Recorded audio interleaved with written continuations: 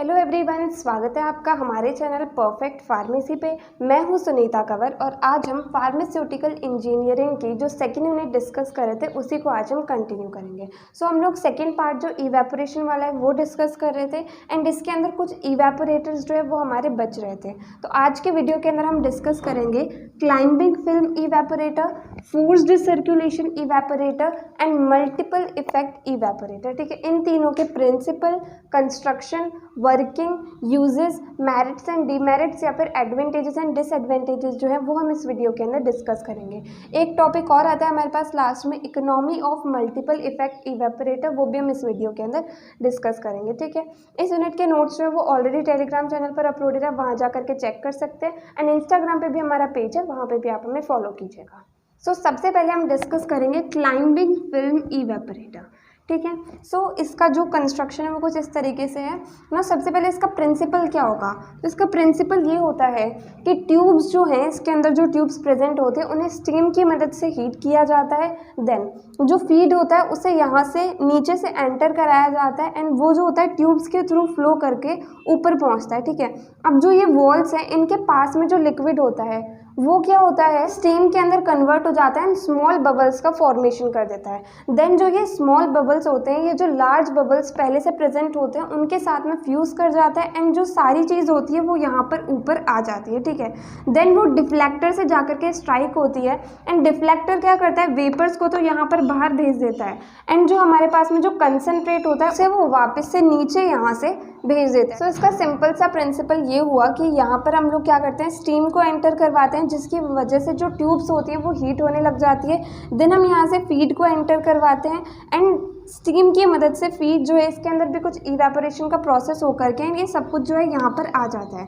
Then deflector से vapours यहाँ पर सेपरेट हो जाते हैं, जो कंसनट्रेटेड प्रोडक्ट है वो यहाँ से बाहर आ जाता है। ठीक है, तो ये हो गया इसका प्रिंसिपल। नाउ जो क्लाइंबिंग फिल्म इवेपोरेटर है इसका कंस्ट्रक्शन किस तरीके से होगा, तो ये इसका सिंपली डायग्राम है।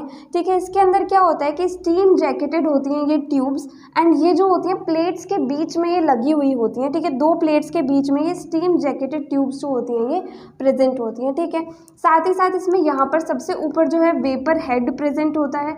देन एक डिफ्लेक्टर प्रेजेंट होता है जो क्या करता है, वेपर्स को यहाँ से सेपरेट कर देता है एंड जो कंसनट्रेटेड प्रोडक्ट होता है उसे वापस से यहाँ से नीचे भेज देता है। ठीक है, देन यहाँ पर अलग अलग तरह के इनलेट्स एंड आउटलेट्स प्रेजेंट होते हैं। यहाँ पर जो है स्टीम के लिए इनलेट होता है, देन यहाँ पर वेंट एंड कंडेंसेट के लिए जो है वो आउटलेट रहता है, देन यहाँ पर फीड का इनलेट रहता है एंड ये जो है कंसनट्रेटेड प्रोडक्ट के लिए आउटलेट रहता है। ठीक है, देन यहाँ पर एक साइक्लोन सेपरेटर लगा होता है एंड वेपर के लिए यहाँ पर जो है एक आउटलेट है एंड ये जो है ये पाइप है रीसर्कुलेशन के लिए, मतलब यहाँ से वेपर्स यहाँ आए, देन उसके बाद में साइक्लोन सेपरेटर की मदद से अगर उसके अंदर कुछ जो हमें प्रोडक्ट यहाँ चाहिए था वो अगर चला जाता है तो वो यहाँ से रीसर्कुलेट हो जाता है। ठीक है, तो ये इसका सिंपल सा कंस्ट्रक्शन होता है। इस तरीके से हम इसके डायग्राम को बना सकते हैं। नाउ नेक्स्ट आता है कि इसके अंदर जो वर्किंग होती है इसकी वो किस तरीके से होती है। तो इसकी वर्किंग या फिर प्रोसेसिंग के अंदर क्या होता है, सबसे पहले स्टीम जो है उसे यहाँ से एंटर कराया जाता है। ठीक है, जिसकी मदद से जो यहाँ पर स्टीम जैकेटेड ट्यूब्स जो प्रेजेंट है वो ट्यूब्स यहाँ पर हीट होने लग जाती हैं। ठीक है, देन यहाँ से फीड को इंट्रोड्यूस कराया जाता है। फीड को इंट्रोड्यूस कराते हैं हम, जो फीड है वो हमारे पास लिक्विड होती है। ठीक है, तो हम उसे यहाँ पर इंट्रोड्यूस कराते हैं, तो जब वो फीड जो है वो वॉल के कांटेक्ट में आती है तो स्मॉल बबल्स का फॉर्मेशन होता है एंड ये स्मॉल बबल्स जो होते हैं वो लार्ज बबल्स के साथ में मिल जाते हैं एंड देन उसके बाद में फाइनली जो पूरा का पूरा चीज़ है हमारे पास वो यहाँ पर पहुँचती है डिफ्लेक्टर के पास।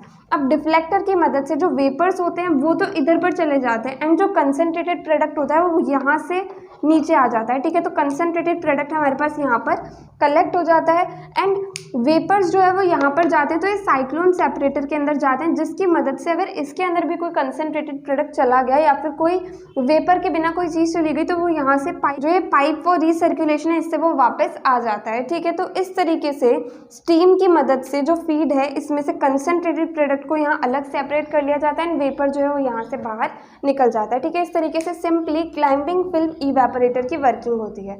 नाउ इसके यूजेस क्या क्या होंगे, इसे यूज़ किया जाता है insulin, liver extracts, vitamin, forming liquids, इनके अंदर से जो कंसनट्रेटेड प्रोडक्ट होता है मतलब इन्हें कंसनट्रेट करके निकालने के लिए क्लाइंबिंग फिल्म इवेपोरेटर को यूज़ किया जाता है। ठीक है, ना इसके एडवांटेजेस क्या क्या होंगे। सबसे पहला एडवांटेज ये है कि इसमें क्या होता है कि लार्ज ट्यूब की वजह से बहुत ज़्यादा एरिया जो है वो मिल जाता है हीट ट्रांसफ़र के लिए, ठीक है। सेकेंड इज़ ये जो होता है ये हीट सेंसिटिव मटेरियल्स के लिए भी सुटेबल होता है, ठीक है। नेक्स्ट ये है कि इसके लिए क्या होता है, कम स्पेस की ज़रूरत होती है, बहुत ज़्यादा स्पेस जो है ये ऑक्यूपाई नहीं करता है। नेक्स्ट इज़ इसे फोम फॉर्मिंग लिक्विड्स, मतलब ऐसे लिक्विड्स जो कि झाग बनाते हैं, उनके लिए भी हम क्लाइंबिंग फिल्म इवेपोरेटर को यूज़ कर सकते हैं, ठीक है ना। डिसएडवांटेजेस क्या क्या होंगे? सबसे पहला डिसएडवांटेज ये है कि बहुत ज़्यादा एक्सपेंसिव होता है एंड इसका जो कंस्ट्रक्शन है वो थोड़ा सा कॉम्प्लिकेटेड होता है, ठीक है। नेक्स्ट ये है कि इसकी क्लीनिंग एंड जो मेंटेनेंस होती है वो थोड़ी डिफिकल्ट होती है।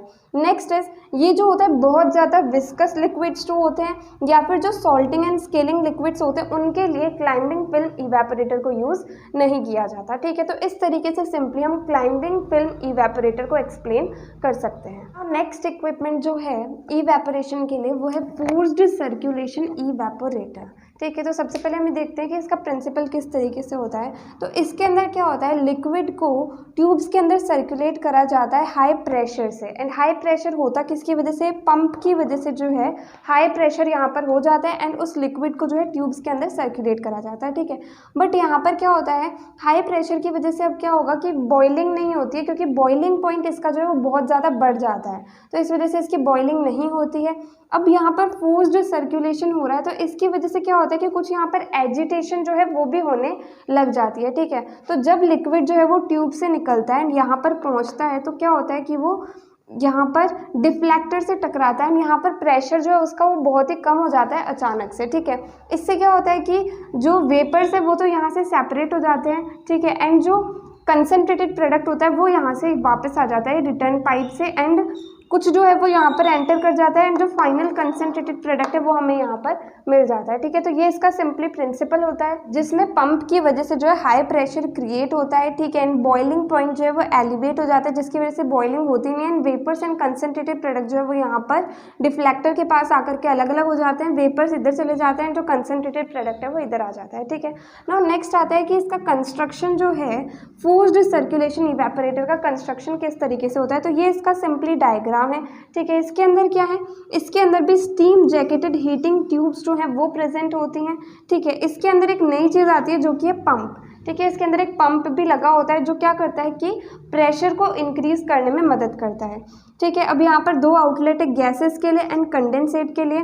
यहाँ से जो है स्टीम इसके अंदर एंटर करवाई जाती है, देन यहाँ पर डिफ्लेक्टर है, देन यहाँ पर वेपर हेड है, देन यहाँ पर एक साइक्लोन सेपरेटर जो है वो अटैच्ड है, यहाँ से जो है वेपर्स जो है वो बाहर निकल जाती हैं, ठीक है।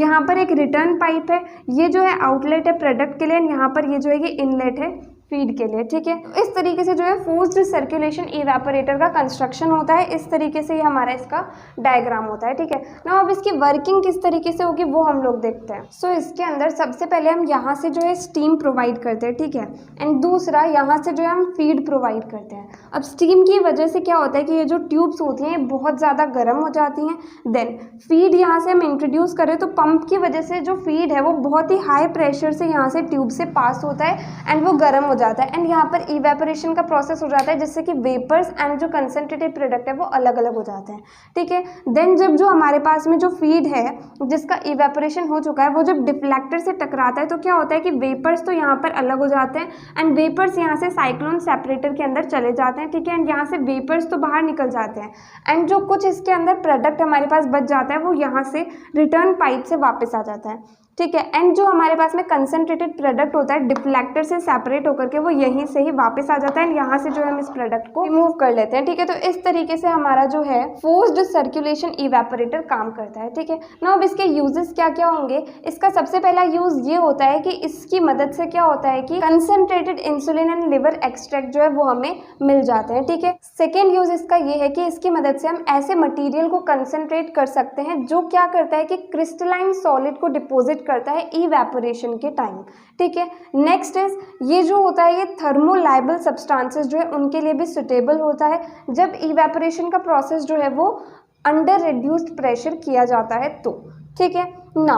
इसके एडवांटेजेस क्या क्या होंगे फोर्स्ड सर्कुलेशन इवेपोरेटर के। सबसे पहला एडवांटेज ये है कि इसके अंदर क्या होता है कि हीट ट्रांसफर कोफिशिएंट जो है वो बहुत ज़्यादा होता है, क्योंकि इसके अंदर जो लिक्विड है, जो हमने फीड यहाँ से इंट्रोड्यूस करी, तो वो लिक्विड है, उसका मूवमेंट बहुत ही ज़्यादा होता है, तो इस वजह से इसके अंदर हीट ट्रांसफर कोफिशिएंट की वैल्यू जो है वो ज़्यादा होती है। ठीक है, नेक्स्ट इसका जो एडवांटेज है वो ये है कि इसके अंदर सॉल्टिंग, स्केलिंग एंड फाउलिंग जो है वो नहीं हो पाती, क्योंकि इसके अंदर क्या होता है, फोर्स्ड सर्कुलेशन हो रहा है लिक्विड का।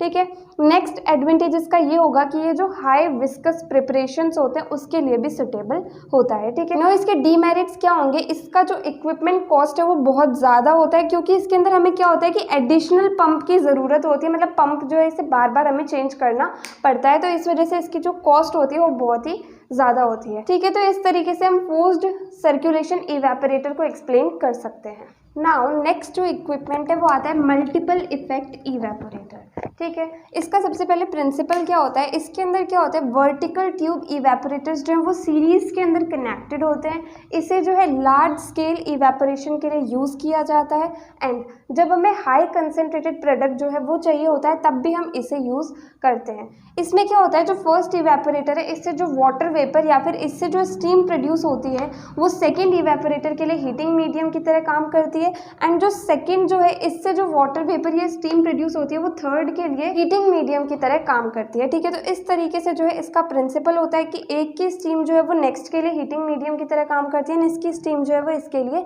हीटिंग मीडियम की तरह काम करती है। इसके अंदर जो है वर्टिकल इवेपोरेटर्स जो है वो सीरीज के अंदर कनेक्टेड होते हैं, इसे लार्ज स्केल इवेपोरेशन के लिए या फिर हायर कंसेंट्रेटेड प्रोडक्ट के लिए यूज़ किया जाता है। ठीक है, ये इसका सिंपली प्रिंसिपल हो गया। ना इसका कंस्ट्रक्शन किस तरीके से होगा, तो इसके कंस्ट्रक्शन के अंदर हम यहाँ पर क्या है, मल्टीपल इफेक्ट इवेपोरेटर के अंदर ट्रिपल इवेपोरेटर जो है उससे हम यहाँ पर डिस्कस करें, तो इसके अंदर क्या होंगे, 3 इवेपोरेटर जो है वो सीरीज के अंदर कनेक्टेड होंगे, 3 वर्टिकल इवेपोरेटर सीरीज के अंदर कनेक्टेड है। ठीक है, एंड इसके अंदर क्या है, सबसे पहले वाले इवेपोरेटर के अंदर फीड इनलेट प्रेजेंट होगा, एंड इसके अंदर स्टीम जो है वो भी हम इसके अंदर इंट्रोड्यूस कराएंगे। ठीक है, उसके बाद में इसके अंदर से जो वाटर वेपर या फिर स्टीम है वो सेकंड के लिए हीटिंग मीडियम की तरह काम करेगा, एंड इसके अंदर से जो वाटर वेपर या स्टीम है वो थर्ड के अंदर हीटिंग मीडियम की तरह काम करेगा। ठीक है, फर्स्ट में से प्रोडक्ट के लिए आउटलेट ये है, सेकंड में से प्रोडक्ट के लिए आउटलेट ये है, एंड थर्ड में से प्रोडक्ट के लिए आउटलेट ये है। ठीक है, तो अलग अलग प्रोडक्ट्स को अलग अलग जो है कलेक्ट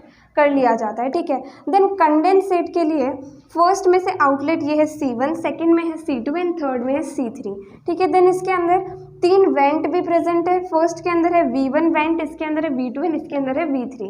ठीक है, एंड जो लास्ट वाला इवेपोरेटर है इसके साथ में जो है एक वैक्यूम पंप जो है वो भी कनेक्टेड होता है। ठीक है, तो इस तरीके से इसका सिंपली कंस्ट्रक्शन होता है। नाउ इसकी वर्किंग किस तरीके से होगी, तो सबसे पहले हम इसके अंदर फीड जो है उसे यहाँ से एंटर करवाएंगे, साथ ही साथ हॉट स्टीम जो है उसे भी हम इसके अंदर एंटर करवाएंगे। अब जो स्टीम है वो फीड के साथ में कांटेक्ट में आकर के एंड जो फीड है उसे भी गर्म कर देगी। ठीक है, उसके बाद में क्या होगा कि कुछ स्टीम जो है वो कंडेंसेट के अंदर कन्वर्ट होकर के यहाँ से बाहर निकल जाएगी। यहाँ पर जो स्टीम है उसकी सप्लाई हम जब तक करते हैं जब तक कि हमारे पास यहाँ पर जो है डिजायर्ड प्रेशर, जितना प्रेशर हमें चाहिए वो क्रिएट नहीं हो जाता, तब तक हम यहाँ पर स्टीम का सप्लाई जो है वो करते हैं।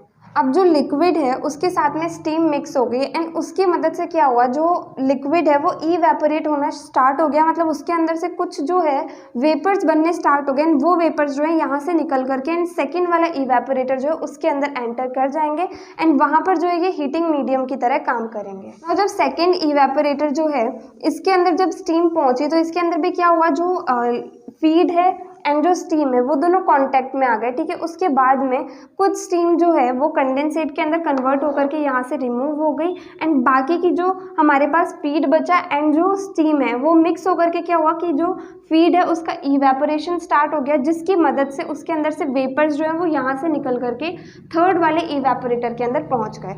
अब वही सेम प्रोसेस यहाँ पर भी होगा, थर्ड वाले इवेपोरेटर के अंदर भी स्टीम एंड जो फीड है वो कांटेक्ट में आएंगे, कुछ स्टीम जो है वो कंडेंसेट के अंदर कन्वर्ट होकर के यहाँ से रिमूव हो जाएगी, एंड बाकी का जो है हमारे पास में स्टीम एंड जो लिक्विड वो जो कांटेक्ट में आए हुए हैं उसमें से कुछ जो है वो वेपर के अंदर कन्वर्ट होकर के यहाँ से बाहर निकल जाएगा। ठीक है, अब जो फाइनल प्रोडक्ट है उसे हम अलग अलग भी कलेक्ट कर सकते हैं, बट मेनली जब जो ये लिक्विड है इसकी फुल एंड फाइनल थिकनेस जितनी हमें चाहिए उतनी हो जाती है, तो उसके बाद फाइनल प्रोडक्ट जो उसे हम थर्ड इवेपोरेटर जो है यहाँ से कलेक्ट करते हैं। ठीक है, इन स्टीम जो है इसे हम तब तक सप्लाई करते हैं जब तक कि तीनों के तीनों इवेपोरेटर जो है इनके अंदर जो हीट सप्लाई हो रही है वो इक्वली नहीं हो जाती, तब तक हम यहाँ पर स्टीम को सप्लाई करते हैं। इसके अंदर इवेपोरेशन का प्रोसेस हम तब तक करेंगे जब तक कि तीनों के तीनों जो हैं हमारे पास इवेपोरेटर्स, इनके अंदर जो लिक्विड प्रेजेंट है उसकी थिकनेस इक्वल नहीं हो जाती तब तक। एंड जो फाइनल प्रोडक्ट है उसे हम यहाँ से कलेक्ट कर लेते हैं एंड जो वेपर्स है उन्हें हम यहाँ से रिमूव कर देते हैं। ठीक है, तो इस तरीके से जो हमारे पास में मल्टीपल इफेक्ट इवेपोरेटर है इसकी वर्किंग होती है। ओके,